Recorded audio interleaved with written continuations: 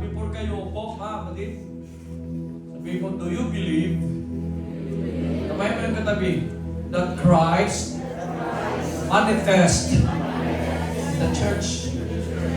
Amen. Christ manifest in church. Amen. Take your seats sa pangalan po ng ating Panginoon. Amen. Just fasten your seatbelt. Dahil mabilis lang tayo dahil alas 12 na mga kapatid. Pero huwag kayo mag-alala kasi may mga baon naman tayo. Sino nagbaon? Ang walang baon, makikikain sa may baon. Sa sunod, wala pa rin kayong baon, makikain kayo ulit. Amen. Praise God. Dahil lahat tayo dito ay hindi uuwi na gutom mga kapatid. Spiritually and physically. Praise God. So Christ manifest in the church. Kanina mga kapatid, amen, akala ko late na ako kanina. No? Nung tinignan ko sa Google Map, mga 11 ako mahigit darating dito. Kasi 10 o'clock na ako, 1.5 hour from Camp Aguinaldo kasi nag-ride kami kanina kasama yung mga general, kasama po yan si Senator G.B. Elisito. I was honored na ako po yung nag-invoke ng aming ride, no? Mula sa jump off hanggang sa ending mga kapatid ay nandoon po ako in honor sa mga veterano, na mga sundalo at mga kawal po natin. No? So, John 14 verse 14, sahin natin. You may ask me for anything in my name. So sa exegesis, bigyan natin ng kahulugan ito mga kapatid dahil 2,000 years ago, makikipag-usap ang Panginoon sa kanyang mga alagad. Sino yung kanyang mga alagad? Yung kanyang 12 disciples. Kanina, na-remind ako kanina dahil nung kabataan ko, I was converted 14 years old. Katulad din ako kanina, yung mga nandito na makulit. No? Sino makulit? Magsabing amen. Pero, maging pastor ka rin. So, maging pastor? Isipin mo, napakahirap na trabaho yan. Magiging pastor. Ayaw niya. Maging kalabaw nga. Ayaw ng kalabaw. Alam niyo yung kwento niya? So, huwag na lang namin kwento kasi baka tatagal tayo. Kasi lusi na. Si Jesus Christ, nag-iwan ng mga pangako. Tandaan niyo yan. Ngayon, kinig kayo ha. Ngayon, ang iniisip natin, dahil hindi natin siya nakikita physically, akala natin wala siya. Tawa, mali. Kaya yung kakulatan nyo kanina, kahit ako lang nakakita o iba lang nakakita, nakita kayo ng Panginoon. Tawa, mali. At nakalista yun, lahat ng ginagawa natin dito, mabuti man masama. Revelation chapter 20 verse 12 to 15, lahat daw ng ginagawa natin dito, kapag namatay tayo, bata ka man o matanda, haharap tayo sa harapan ng Diyos. Kung ano ginagawa natin, magbibigay sulit tayo sa Diyos. Haharap tayo. Sasabihin mo sa Panginoon, Panginoon, pasensya ka na, makulit ako. Ganito yung ginagawa. Pero, salamat dahil nagsisi ako. Na-recognize ko na makulit ako. Yan. Lahat naman tayo may kakulitan. Lahat naman tayo mayroong minsan ay kalukuhan. Sinabi ng ating Panginoon, kausap niya yung 12 disciples niya, before siya ipako sa cross, before siya mamatay physically, nag-iwan siya ng pangako. Diba? Kaya gaya din sa amin ngayon, bakit kami nangangaral sa inyo, bakit kami nagtuturo sa inyo? Because someday, somehow, ilang taon ang gugulong mga kapatid, hindi nyo na kami makikita. Pero ang mga salita na iiwan namin sa inyo, mananatili yan. So sabi ni Jesus Christ, Humingi kayo ng kahit ano. Sino may hinihingi dito? The reason why, huwag kayo magsinungaling. The reason why na wala kayong natatanggap minsan, kasi instead na magpasalamat tayo sa Panginoon, madalas tayong nagre-reklamo, madalas natin na-recognize yung kahirapan kaysa sa magpasalamat tayo sa ating Panginoon. Hirap ng buwan, problema dito, bayaran dito, ano ba yan? Kaysa sa magpasalamat tayo sa Panginoon. Panginoon, salamat sa problema. Panginoon, salamat sa mga pagsubok. Dahil sa iyong mga salita na binibitawan mo, mayroon po akong pag-asa. Sabihin mo sa iyong katabi, may pag-asa tayo. Diba? Buhay! Kasi ang iniwan ko ng ating Panginoon, humingi ka kahit ano sa pangalan ko. Ang maganda, gagawin ko. Can you imagine? Mula nung bata ako, may mga pangarap ako. Sino may mga pangarap? May pangarap ako magkaroon ako ng bahay, may pangarap ako magkaroon ako ng sasakyan, may pangarap ako magkaroon ako ng brum-brum, yung big bike na motor. Diba? Lahat yan, mga kapatid ko, pinagpipray ko, hinihingi ko sa Panginoon.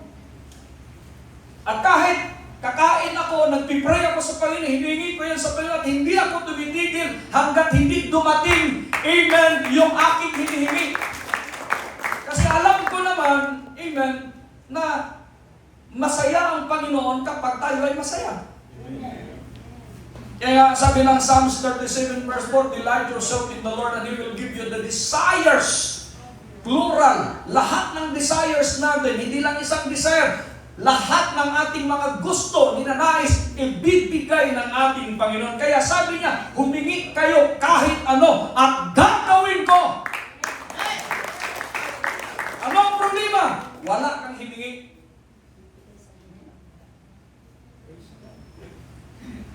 Parang tahimik ka. Diba? Dapat humingi ka mga kapatid ayon sa kanyang kalooban. Kasi may kaibigan ako, may naging driver ako, ang hiningi sa Panginoon, be careful kung anong hinihingi mo. Sabi ng Panginoon, kung hindi mo ako gawing bilyonaryo, patayin mo na lang ako. And the Lord granted, namatay siya, hindi siya naging bilyonaryo. Nag-usap pa kami doon sa Mindanao, ilang beses ko siya naging driver. Ang sabi ko sa kanya, dapat milyonaryo lang muna. Hindi. Sulit-sulitin na natin, matindi yung pananampalataya niya. Kung bahala ka, i-grant ng Diyos yan. Kapag hindi ka naging bilyonaryo, mamamatay ka. At yung anak mo pa naman, dinala mo nun sa Manila. Sino mag-aalaga nun? Sabi niya, nandyan ka naman, Fred. November 2025, namatay nga. Yung iba sa inyo, nakita yun.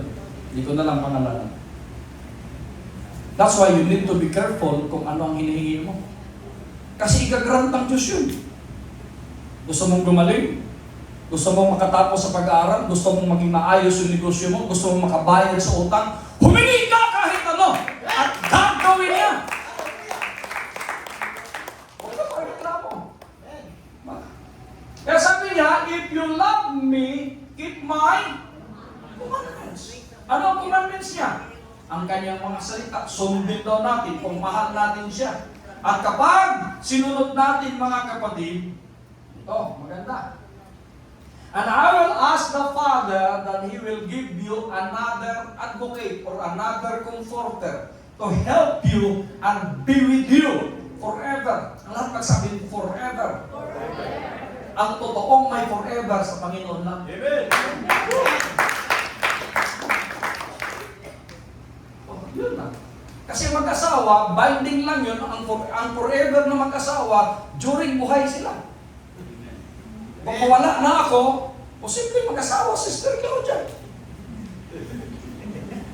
Balik ta rin, kung mawala na Sister Claudia, hindi na ako mag-asawa. Nag-record yun eh. Ako mag-asawa. Di ba? Pero kayo, yung mga walang asawa, mag-asawa kayo.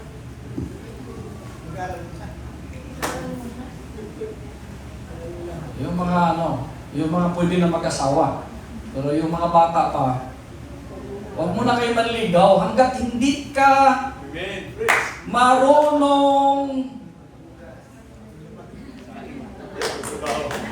magtrabaho at wala ka pang kita, hindi ka pa marunong, nangihingi ka pa sa nanay at tatay mo ng pang-date, huwag ka muna manligaw.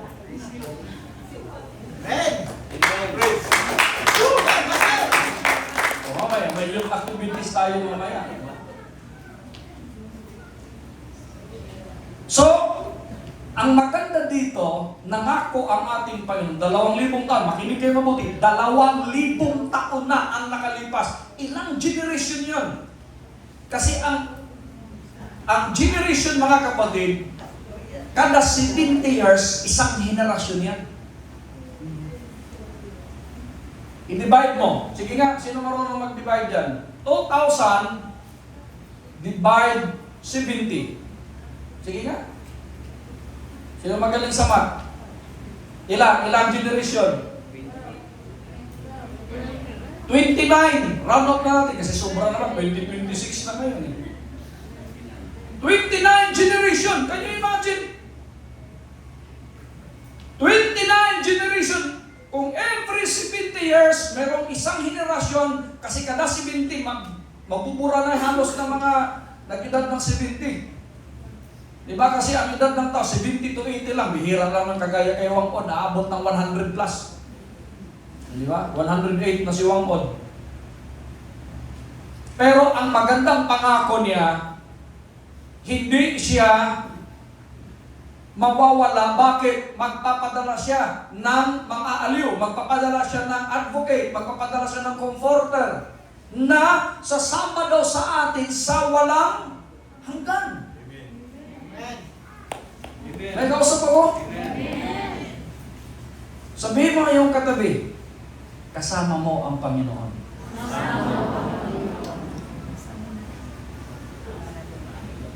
Verse 17, the Spirit of truth, the world cannot accept Him. Makinig kayo mabuti.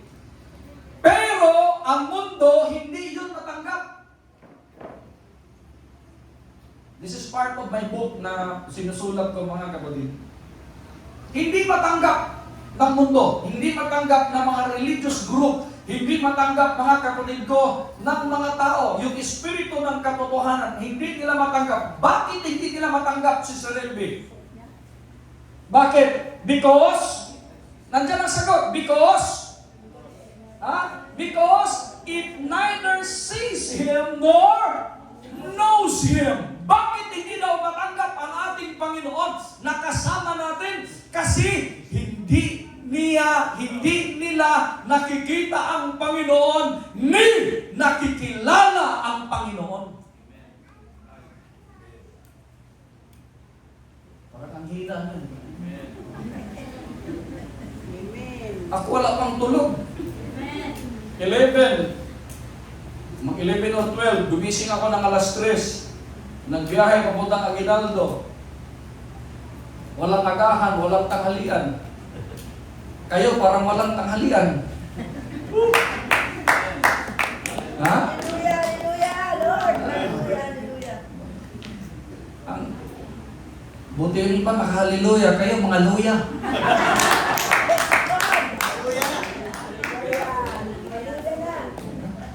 Bakit daw hindi siya matanggap?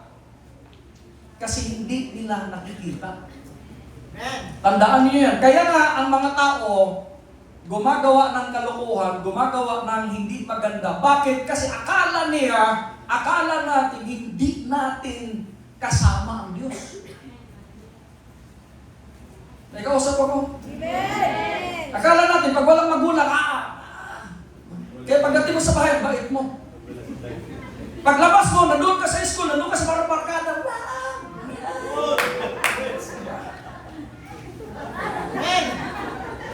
di ba? Hawak mo ang big. Ganun. Bakit? Akala mo walang nakakakita sa iyo. Akala mo wala yung mama mo, wala yung papa mo, wala yung lolo mo, kung sino mang kinatatakutan ninyo. Diba? Akala niyo wala nakakita sa iyo. Pero kagaya din ng mundo, mga kapatid, kung ganun ang ating pag-iisip, kaya hindi nila matanggap ang espiritu ng katotohanan kasi hindi nila ito nakikita. Nalalaman ba? Nagsabing ba?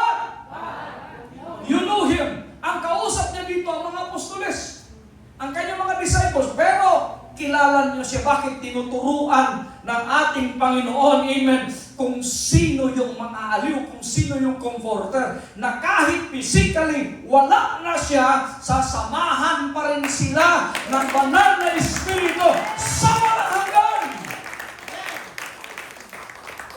For He lives with you and will be in you. Kaganda ng kanta eh. And because He lives, I can face tomorrow. Why? Kasi buhay ang ating kaya nating harapin kung ano mang bukas. Kahit punong-puno tayo ng problema, napalibutan tayo ng mga utang, napalibutan tayo ng mga babayarin, amen. Hinang-hina na tayo sa ating sitwasyon. Pero we can face tomorrow. Why? Because God is with us. Walang pangalaw ng ating Panginoon. Why? Kasi nangako ang ating Panginoon. Ano ang pangako ng ating Panginoon? Makinig kayo mabuti. Mabilis lang to. Ano ang pangako niya? I will not leave you as an orphans. Alam niyo yung orphans? Ang orphans, walang magulang. Mga ulila.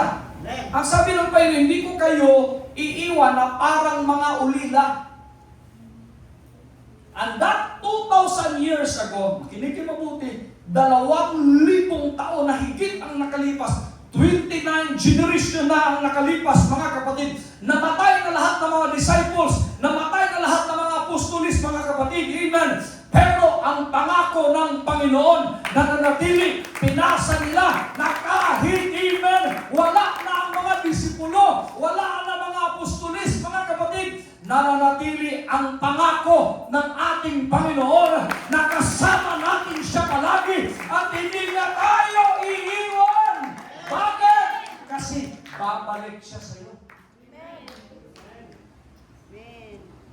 Bakit siya babalik sa iyo? Para hindi ka mangulila. Naikausap ako?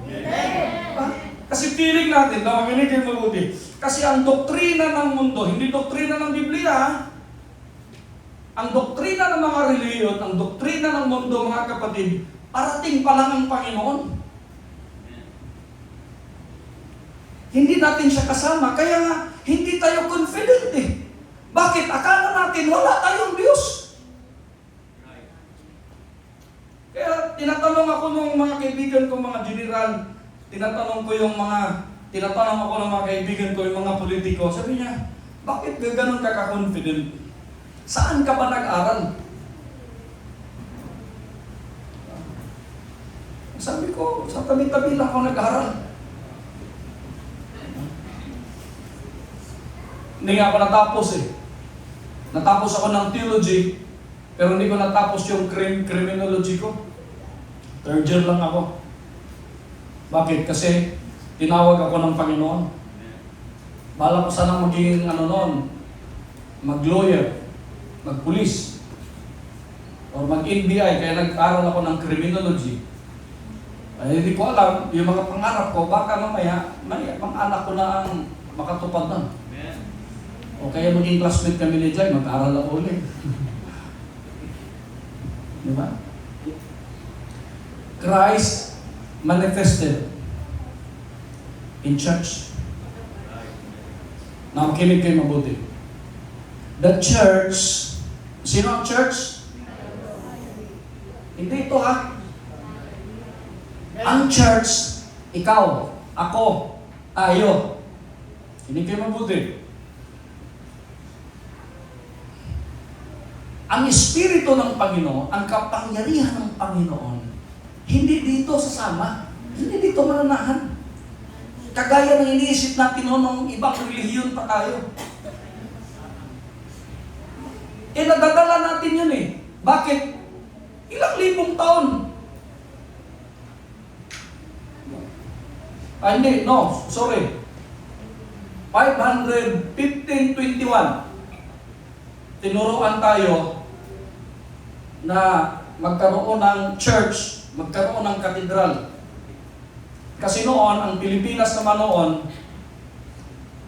before pa na-convert ng Islam, ang mga Pilipino na, ang mga Maharlikans noon, naniniwala na mayroong isang Diyos.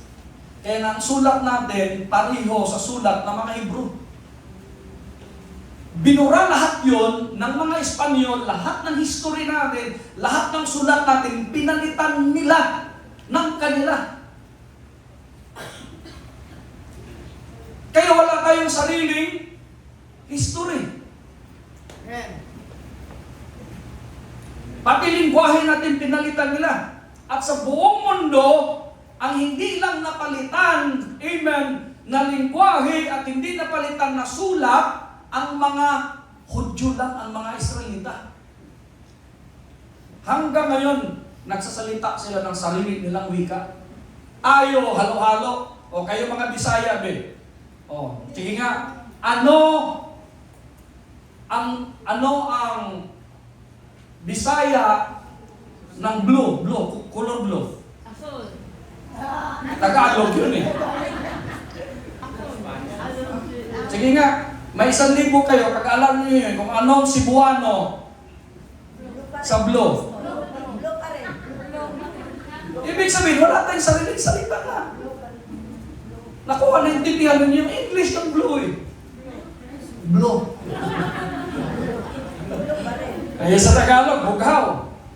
Ason. Oh, diba? Eh, sa Bisaya, blue. Diba? Naintindihan ninyo? Marami tayong salita na hindi natin sarili. Bakit? Binura yun. Kaya ito, napakalinaw yung utos ng Panginoon. Napakalinaw yung pangako ng Panginoon. Hindi ko kayo iiwan. Hindi ko kayo pababayaan. Babalik ako sa inyo. Mananahan ako sa inyo. Kaya dapat, hindi kayo mabuti, dapat, kasi kasama natin si Kristo, dapat magliliwanag tayo. Dapat makikita sa atin yung ilaw. Dapat malalaman, kasi tayo yung mga buhay na Kristo sa panahon natin ngayon. Kasi si Kristo, wala na. Saan na siya? Nandito sa atin. Ikaw na ngayon ang mata ni Kristo. Ikaw na ngayon ang kamay ni Kristo. Bakit? Kasi ang church ay katawan ni paano magiging katawan kung walang kamay? Ikaw na ngayon ang nakakakita. Alangan ang tawagin mo pa si Kristo, hintay mo pa na babalik siya. Panginoon, daming pangangailangan yan. Ngayon, dahil ikaw na ang Kristo, ikaw na ang katawan ni Kristo, ikaw na ngayon ang nakakakita, ikaw na ngayon ang aabot. Pastor Jerry, kaya nakakahiya na hindi tayo magiging ilaw. Praise God. Hallelujah. Nag-ausap ako. Kasi tayo yung tinawag natin Christian. Kasi kagaya tayo ni Kristo. Mayroon bang kagaya ni Kristo na barumbado? Meron bang kagaya ni Kristo na magnanakaw? Meron bang kagaya ni Kristo na sinungaling?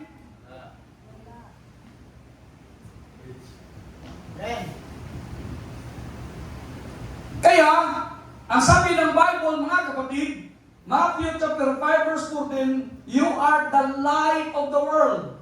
Sino nagsabi nito? Si Jesus Christ. Pero makinig kayo mabuti. Anong sinabi ni Jesus Christ? I am the light of the world.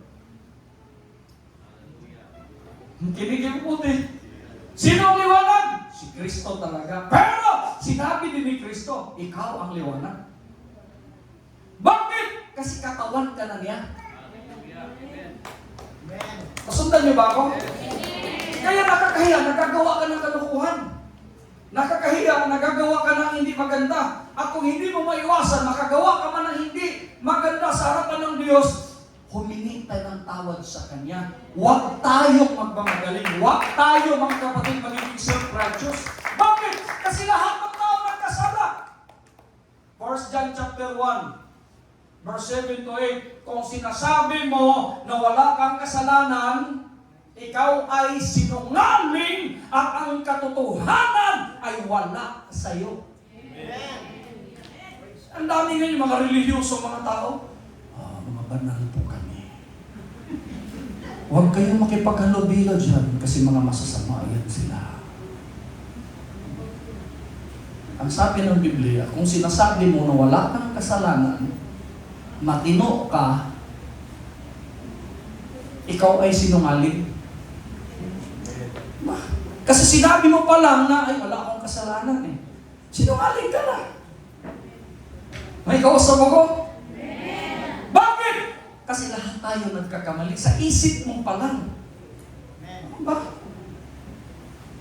Sa gawa mo, sa salita mo. Sinong perfecto ng buong isang araw? Liban na lang kung natulog ka. Eh minsan pa, pati panaginip mo masama. Tama mali? Hindi mo lang masabi, pero, di ba? Minsan may mga masama kang panaginip. Would you see amen? Kaya dapat nating maiintindihan na kung si Kristo ay ilaw, tayo din ay ilaw. Bakit? Kasi kasama natin si Kristo. Kasama natin ang Diyos.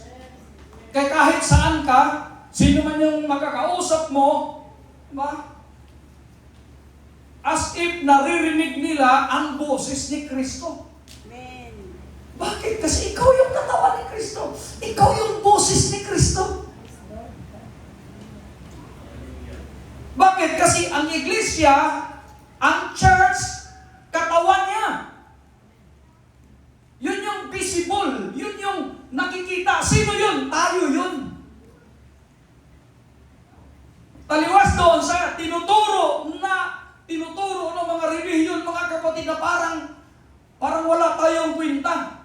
Diba? Na mga pastor lang yung parang siga. Hindi po. Lahat tayo pantay-pantay. Bakit?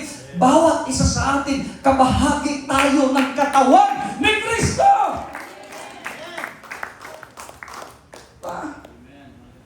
God with us forever. Naniniwala kayo? Kailan ka ba iniwan ng Panginoon? Noong hindi mo alam na kasama mo siya. May kausap ako? Doon mo naisip na wala ang Panginoon. Bakit? Kasi hindi mo alam na kasama mo siya. Di mo imagine mo, kasama mo ang Panginoon, confident ka ngayon. May kausap ako? Hindi ka na ngayon mahihain. Nagsasalita ka na ngayon. Bakit? Ang salita mo, salita na rin ni Kristo. Katawan ka niya, boses ka na niya eh. Sa mga kaklase mo, kaya nakakahiya na magiging galaw-gaw ka, magiging makulit ka sa mga barkada mo. Bakit? Isipin mo na makulit si Jesus Christ.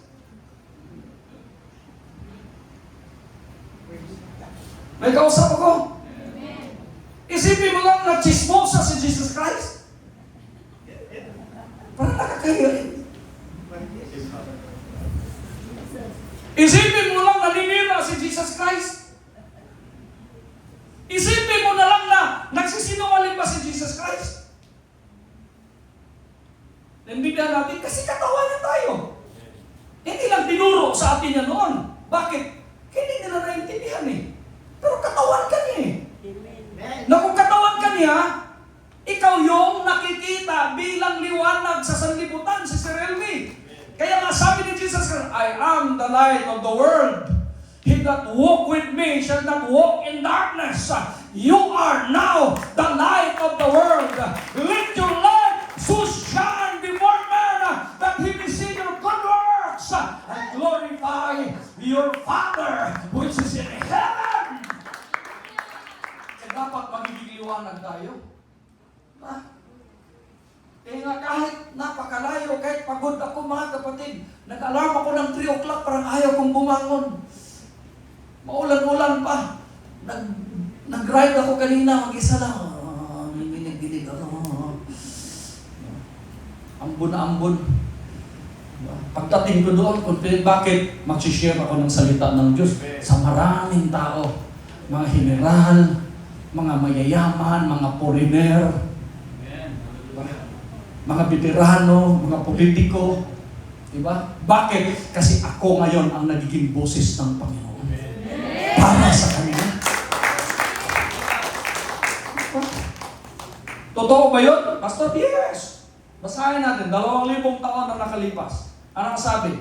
And teaching them to obey everything. Ano daw? Tuturuan daw natin ang mga tao para susunod sila sa lahat ng mga bagay. Amen. Kung ano ang tinuturo ko sa inyo. Teaching them to obey everything I have commanded you, and surely, sabihin mo sa katabi, surely. Anong Tagalog ng surely? Ha? Sigurado. Ano ang Cebuano ng surely?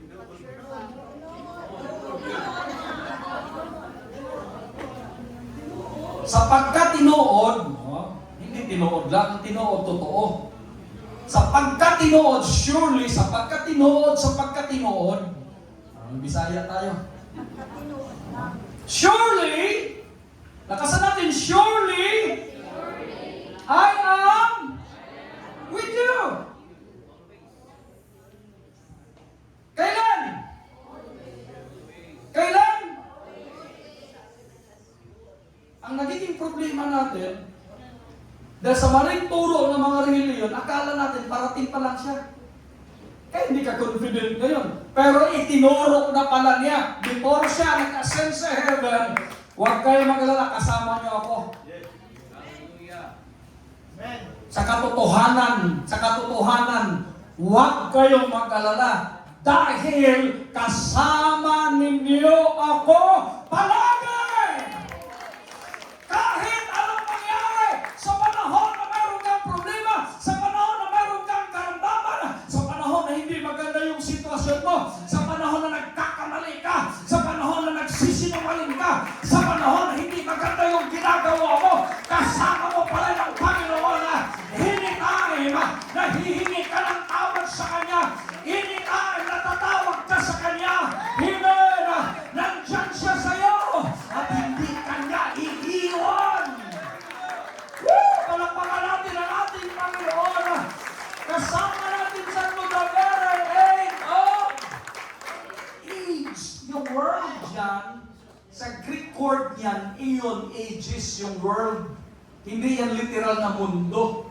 Yung word sa lahat ng henerasyon, kasama natin ang Panginoon. Amen. Hallelujah. Mamamatay lahat yung ipinanganak ng 70s. Ang matitira na lang 80s. Mamamatay na yung 80s. Mga 90s naman, mamamatay. Sino mga pinanganak ng 90s? Parang takot kayo mamatay.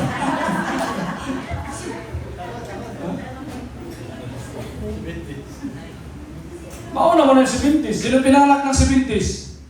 60s. Sino pinanganak ng 60s? Oh. Tandaan, magbilang na tayo. Sabi ng Panginoon, count your days. Diba? Bilangin niyo na yung mga araw ninyo. Kasi malapit na. Kahit ano gagawin natin. Yun ang katotohanan. Tandaan ninyo, kung naiintindihan mo ang salita ng Panginoon, wala kang ipag-alala. Bakit? Ang kamatayan ay isang tagumpay. For to live is Christ, and to die is gain. Kahit mamamatay tayo, isang tagumpay. Diba? Yun yung sinabi ng Panginoon. To the very end of the ages. Palagi niyo akong kasama, even to the end of the world. Lahat ng henerasyon, kaduluduluhan man kayo na henerasyon, Pilipino man tayo. Minsan nakakahiyang maging Pilipino.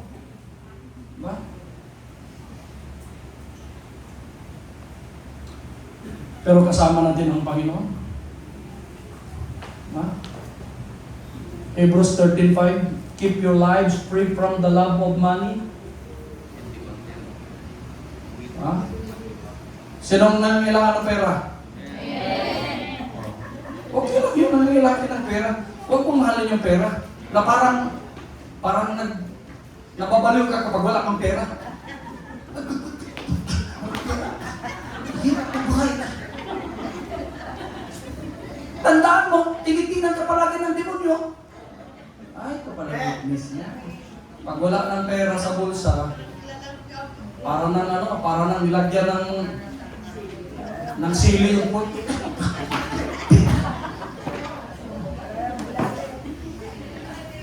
Kaya alam mo sa totoo lang, kapag mga panahon na wala ka talaga, yun yung mga panahon na dapat pasalamatan ng Panginoon.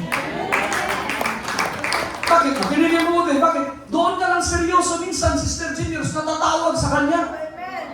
Pero pag mayroon ka, minsan ka kumakain ka, hindi ka nagpipray. Huwag kayo magsinungaling. Nasubo ka. O, di ba? Kumakain ka na lang, hindi ka nga nagpapasalamat.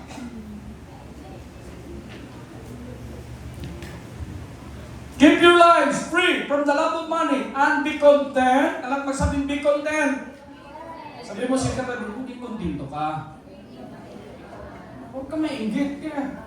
Okay lang yung titingin-tingin ka sa Facebook, titingin-tingin ka sa shopping mall, titingin-tingin ka kung anong pwede mong gano'n, pero huwag ka mainggit. Bakit? May panahon din dyan. May panahon din dyan. Ako nung walang-wala ako, hindi kahit kailan hindi ako nainggit. Nagsusumikap lang ako, nagtatrabaho lang ako, kung ano-ano ang diskarte ginagawa ko. Basta importante, hindi ako manglamang sa kapwa ko.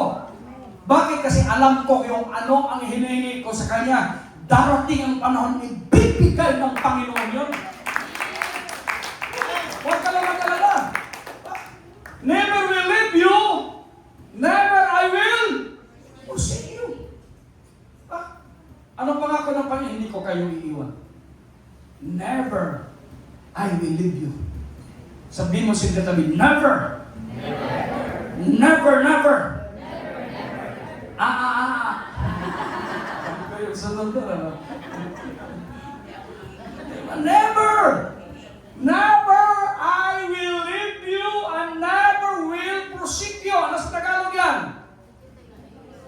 Kahit kailan hindi ko kayo iiwan, kahit kailan hindi ko kayo papabayaan. Diba? Yung problema, mas pinaniwalaan natin yung kanta sa mga love song. Kahit kailan di kita papabayaan. Kahit kailan di kita iniwan. Naniniwala ka sa mga umaawit ng mga love song na yan. Kasi sa Panginoon. Diba? Lalo na broken hearted ka. Kahit kailan di kita papabayaan. Pero iniisip mo yung iniwan ka na pala. Niluloko ka lang. Kala mo may forever. Ikaw nakita ko lang si Sister Claudia noon, wala na sana ako maraming girlfriend pa. Yung layo niya, taga-Mindanao ako, sa Luzon ko lang nakikita eh. Yung nag-preach ako, ito na, hindi. Babalikan ko to. Di ba?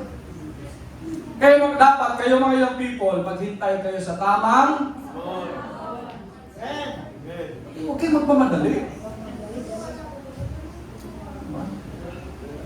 Huwag magmamadali.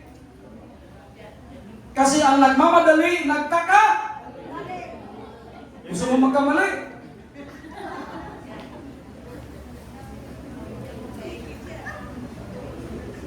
Hindi tayo iiwan ng Panginoon. The Holy Spirit came and remains. Dumating yung banal na Espiritu in the day of Pentecost at nananatili. Sabihin mo sa yung katabi, nananatili. Hindi tayo iniwan. Do hindi na sa physical, kaya nga ang ganda ng kanta kanina. Kapag one God believer ka, naiintindihan mo, nakasama mo ang Panginoon because you know that the Father is Jesus, you know that the Son is Jesus, you know that the Holy Spirit is Jesus, and these three are one. So ang banal na Espiritu na bumabalik na natatanggap natin at nananahan sa atin, hindi ibang Diyos yun, Brother Ronel. May kausap ako? Bakit na nag-uuri? Bakit tayo parang awang-awa tayo sa sarili? Wala po akong pera. Sabi ng David, nananalangin si David, Panginoon, huwag mo akong gawing napakahirap para ako ay manlilimos na lang. Huwag din mo akong gagawing napakayaman kasi baka makapanglamang ako sa aking kapwa. Anong tinuturo?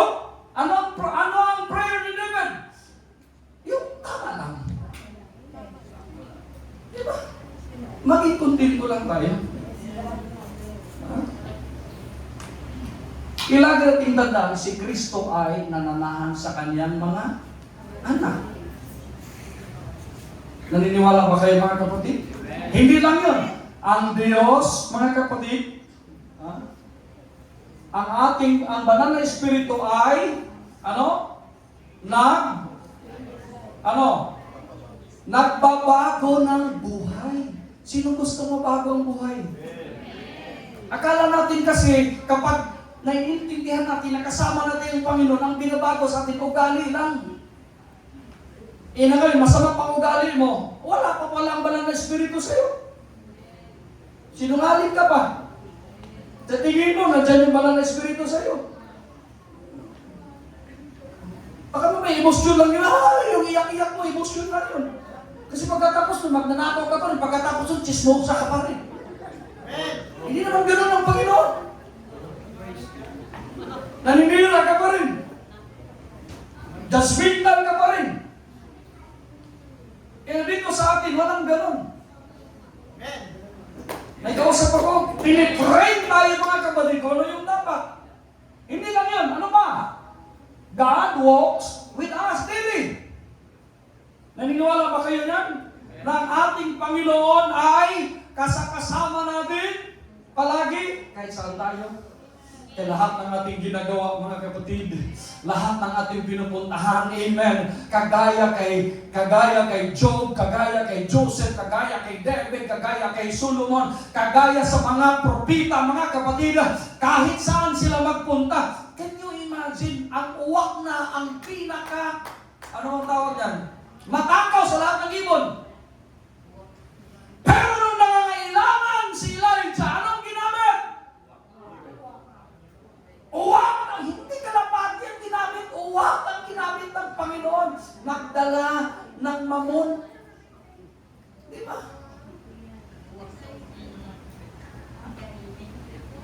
Ang ibig sabihin, kahit sinong tao, kahit ano paman ang kalagayan ng isang tao, mga kapatid, pwedeng gagamitin yan sa'yo. Pwedeng gagamitin yan sa'yo. Bibiruan niya kay Minister Claudia noon. Gagamit kaya ang Panginoon ng mga mayayaman, tapos bigla na lang lalapit sa atin. Mayroon kang susi ng sasakyan. Mayroon kang titulo ng lupa. Parang, ang sabi nila naman, hindi naman siguro imposible. Pero may ginamit ang Panginoon na ang lahat ng mga bagay na yan, natanggap namin. Bakit? Kasi naniniwala tayo.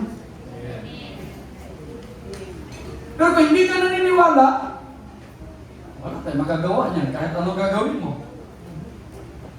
Can you imagine kung naiintindihan mo na kasama pala natin ang Panginoon araw-araw?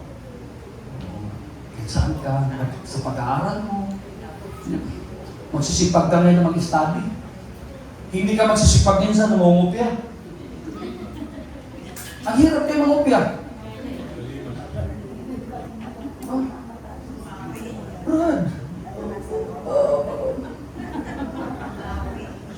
naranasang mangopya? Okay, magsinungaling, may perno kayo. Tanongin niyo, kung nakopya din ako. Pero bad yun ha, hindi maganda yun. Bakit nakopya? Laro lang laro ng basketball. Laro lang laro. Pagdating sa ano, hindi pa lang nakapag-aaral. Bihira. Ano ngayon? Ilalo na ngayon. Hindi nagpa-basketball pero grabe sa cellphone ngayon. Nakadilat yung ako. Gabi-gabi na. Pagdating sa school, pag nagturo ang teacher, inaanto ka ngayon. Last verse. John 14:9 din. Before long, sayan natin, the world will not see me anymore. Nakinig kayo mabuti. Sabi niya, ang mundo, ibig sabihin ng mundo, yung mga hindi naniniwala, hindi na nila ako makita. Physically, bakit? Ipako sa krus, mamatay siya, ilibing, mabuhay magmuli, nagpakita sa 120 disciples afterwards.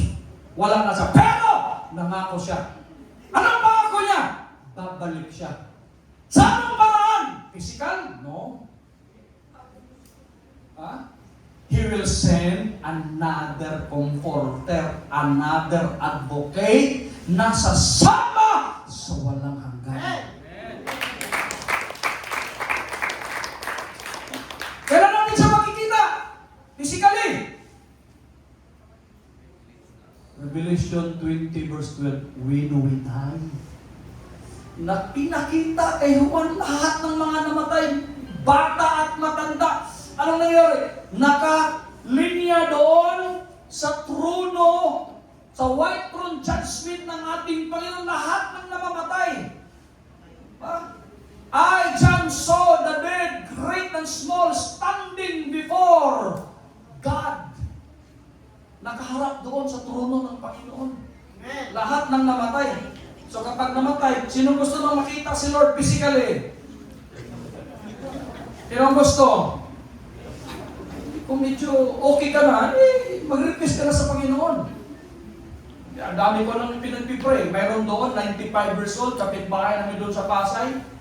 Nung narinig ng mga bata na nagpipray ako at namamatay yung pinagpipray ko, sabi ng mga bata, Port Lore yung bahay namin. Port Lore yung simpan, pumunta doon. Pastor, ano yan? Narinig kasi namin na marami ka ng pinagpipray na matay. Yung preaching mo kanina mo, John, bakit? May lula kasi kami, parang kahoy na, 95 years old. So, nasa likod ng tindahan, meron mga tao dyan, upo. Matagal na po yun dyan. Baka pwede mong ipag-pray, sabi ni Mama, narinig kasi, di ba, Port Lore lang yun. Sige, pagkatapos namin kumain, anong kumain itong kamay ko? Pinuntahan, kita ko nga, parang may gagamba na yung mukha. Yung dito, malalim na lalim na. Ikaw, ako. Sige po, Panginoon, ikaw nang bahala kay Lola. Kung alam mo kung paano siya namuhay sa iyo, sa pangalan mo, Amen. Wait kami, mamaya-maya. Bilis. Akyat agad yung mga bata. Pastor, okay na. Sino na patay na? Hindi ng ministry ko. Pastorompan, buhay pa yung pastorompan. Kapag may mga membro siyang matagal sa ospital, malaki ng bayad, Brother Sinon, sabi ni pastorompan, may evangelist dyan, puntaan nyo yan, marami ng pinatayan. Puntaan nyo, dalhin nyo sa Sintlok, dalhin nyo sa Makatimid. Dami ko lang pipipray. Kiyuhin ni Pastor Joy dyan sa PGH. Oo. Ang tagal na, ilang buwan na. Ikukwento si Pastor Joy, sabi kay Pastor Joy, pagpipray mo yung tiyo mo para tanggapin na sa Panginoon. Walang nangyari. Sabi niya, Tiya, may alam ako, kaibigan ko, lahat ng pinagpipray niyo, kapag gusto na mamatay, patay talaga. Pupuntahin mo dito, yun yung pinagpipray namin. Nasa pintuan pa lang ako, pagpasok pa lang, galit na yung yung may sakit. Gano'n na ako. Parang galit to. Pagdating ko doon, sabi ko kay Pastor Joy, pag-pray na natin. Sige. First time ko na nilihans ko yung isang taong may sakit, ginanon yung kamay ko. Parang nakakita ng kamatayan eh. Tiniginan ko sa pangalan. So, manahimik ka na. Tanggapin mo ang kaluluwang ito. Paglabas kami ng Badersinon, tawag yung China sa cellphone, Joy, okay na si Tio mo. Sino gusto magpapapray? Biro lang yan. Baka nila akong pinag-pray na buhay para lang hanggang ngayon. Pero kung gusto mo lang okay ka na, lumapit ka na sa akin mamaya. Hindi ka naman nangiyan. Ha? Ha? The world will not see me anymore. But, sabihin mo, but you will see me. Di ba? Ang linaw ng tinuro ng Panginoon. Ang mundo, hindi na ako makikita. Bakit? Wala silang paniniwala. Hindi sila nagtitiwala. Hindi nila naintindihan yung tinuturo ko sa inyo. Pero kayo na nananampalataya, pero kayo na naniniwala, pero kayo na tumatanggap sa aking salita, makikita ninyo ako. You will see me. Why? Because I live. Diba? Bakit? 3 araw nilibing ang Panginoon na buhay magmuli. Kaya anong sabi ng Panginoon? Ganon din kayo. Kaya wala ka ng mission sa buhay, manalangin ka na. Huwag kang magpakamatay. Ako yung malapit na ako mamatay, sinabi ko sa Panginoon, kung wala na akong mission, wala na akong magagawa. Pero kung gagamitin mo pa ako, buhayin mo pa ako. Ayaw kong mamatay na ganito. Bawat tingin ko sa lalim, ang pangit ko. Siguro pag namatay ako, maraming natatakot pag itingin sa kapatid. Natakot si pastor. Patayin mo naman ako yung parang ito, nakangiti ako. Sino gusto mamatay na parang nakangiti? Ipag-pray natin. Ha? Gusto niyo? Yung mamatay kayo na parang nakangiti? Huwag kayo mag-alala. Pag namatay kayo, naka-lipstick kayong lahat. Lalaki o babae. Gusto niyo pa anong kulay? Rose na, no? Rose. Ang malinaw na turo ng Panginoon. Ang mundo, hindi na siya makikita. Bakit? Hindi sila naniwala. Hindi nila naintindihan. Pero, makikita natin siya. Bakit? Siya'y nabubuhay. At tayo din ay nabubuhay. Amen. Woo! Hallelujah! Kaya, pinapractice ko yung matakot sa kamatayan. The more ka matakot sa kamatayan, madali ka mamatay. Sinong takot sa kamatayan? Mga sinungaling. Matakot? Kung panahon mo na huwag ka na makipaglaban. Paglaban mo na ako. Ayos na. Pero, huwag kang mamatay na hindi ka magiging liwanag sa mundo. Kasi ang last hurrah mo, yung kamatayan mo. Kapag namatay ka, tingnan ninyo, kapag namatay ang isang tao, the more na may mga nag-aaway, nagbabati, may mga malalayo, pumupunta. Kapag namatay isang tao, hindi nyo napansin yun? Nagkita-kita yung magpapamilya.